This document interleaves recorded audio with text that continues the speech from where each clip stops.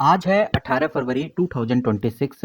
Screen पे मैंने खोला हुआ है गॉड फेरे फिलिप्स इंडिया लिमिटेड और आज ये जो कंपनी है लगभग 14 से 15% की तेजी में रही है। और अगर आप इस तेजी को देखकर कल एंट्री लेने की सोच रहे हैं तो अभी थोड़ा रुक जाइए, क्योंकि यही वो वक्त होता है जब ओवर हाइप और रियल वैल्यू के बीच में फर्क समझना जरूरी है। गॉड फेरे फिलिप्स के अंदर ये ओवर हाइप 3 वजह से आ सकती है, जिसमें पहली वजह तो यही है कि कंपनी का जो प्रोडक्ट था मार्ल बोरो कॉम्पैक्ट जैसी जो सिगरेट्स थी उनके दाम इन्होंने बढ़ा दिए हैं। 9.5 रुपीज से बढ़ाकर 11.5 रुपीज कर दिया है और कुछ ब्रांड्स में तो 40% तक का हाइक किया है। और यहाँ पर इन्वेस्टर यही गलती कर रहे हैं, ज्यादातर इन्वेस्टर यही सोच रहे हैं कि अगर प्राइस महंगे हुए हैं तो कंपनी का प्रॉफिट डबल हो जाएगा, लेकिन रियलिटी तो यही है कि टैक्स भी उतना ही बढ़ा है।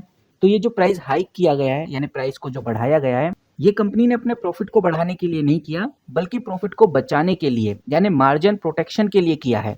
और ये बात भी हमें ध्यान रखकर चलनी है, जो गॉड फेरे फिलिप्स है इसका जो मार्केट कैप है वो आईटीसी के मुकाबले बहुत छोटा है। इस कंपनी का मार्केट कैप है 37,000 करोड़।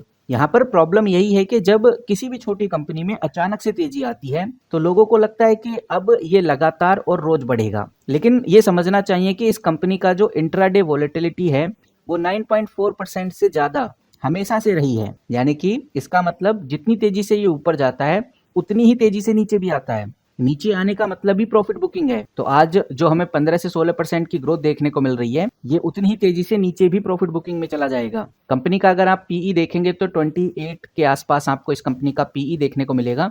और एनालिस्ट के मुताबिक ये भी बताया जा रहा है कि ये जो कंपनी है अपने हिस्टोरिकल एवरेज से 30 से 40% के प्रीमियम पे ट्रेड कर रहा है। यानी कि आप ये बात समझिए, जब भी कोई कंपनी अपनी असली वैल्यू से इतना ऊपर निकल जाता है तो उस कंपनी को वाकई में ओवर हाइप या फिर एक्सपेंसिव ही माना जाता है। फिलहाल कंपनी का पीई 28 हमें नजर आता है, एकदम बहुत ज्यादा एक्सपेंसिव नहीं है, लेकिन हाँ ये हम जरूर कहेंगे कि गॉड फेरे फिलिप्स के ऊपर अब नजर रखना बहुत इंपॉर्टेंट हो गया है। एमएफआई की बात करें, यानी एक इंडिकेटर है एमएफआई जिसको मनी फ्लो इंडेक्स बोलते हैं, उसका स्टेटस भी 82 से लेकर 84 है। यानी कि वो स्ट्रांगली इस कंपनी को ओवरबॉट जोन में दिखाता है। इनफैक्ट ये भी देखने में आ रहा है गॉड फेरे फिलिप्स को लेकर कि पैसा बहुत तेजी से अंदर गया है इस कंपनी में, अब थोड़ा पुल बैक यानी कि गिरावट आ सकती है। वहीं मूविंग एवरेज उठाकर देखें, मूविंग एवरेज भी कहता है कि पाँच डे का मूविंग एवरेज या 20 डे का मूविंग एवरेज के ऊपर है। ये शॉर्ट टर्म में जरूर ये ट्रेंड आपको मजबूत लग रहा है, लेकिन लॉन्ग टर्म में हमें सावधानी बरतनी चाहिए, क्योंकि जब हम लॉन्ग टर्म ट्रेंड देखते हैं तो 200 डेज का SMA अगर चेकआउट करें तो साफ नजर आता है कि गॉड फेरे फिलिप्स अभी भी अपने डाउन ट्रेंड से पूरी तरह से बाहर नहीं निकला है। तो कहने का मतलब ये है कि जब मैं ये वीडियो शूट कर रहा हूँ तो अभी गॉड फेरे फिलिप्स के अंदर जो तेजी है वो 14 से 15% के आसपास है। तो इस बड़ी तेजी को ध्यान में रखते हुए एक फोमो यानी डर की वजह से खरीदने वाला अपने आप को ना बनाए। अगर आपको एंट्री लेना है तो गॉड फेरे फिलिप्स को थोड़ा सेटल होने दें।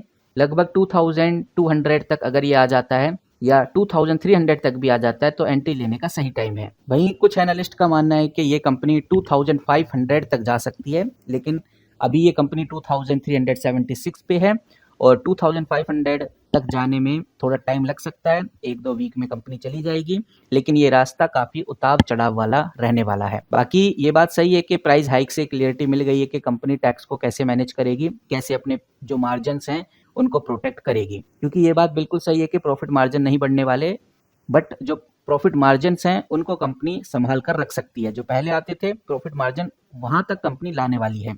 अब आप किस तरह से देखते हैं कमेंट करके जरूर बताइए, आपकी क्या राय है वो भी हम जानना चाहेंगे। इस वीडियो में इतना ही, मिलते हैं किसी नई वीडियो के साथ, तब तक के लिए take care and good bye.